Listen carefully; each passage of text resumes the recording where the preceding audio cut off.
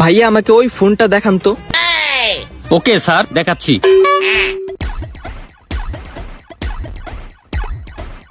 Sir, ফোনটা। আচ্ছা, এই ফোনটার দাম কত? স্যার, এটা তো সবার কাছে 2200 টাকা বিক্রি করি, আপনি 2000 টাকা দেন। ভাই 2000 1000 বুঝি না, একদম 500 টাকা দিমু, ফোনটা দিয়ে দেন।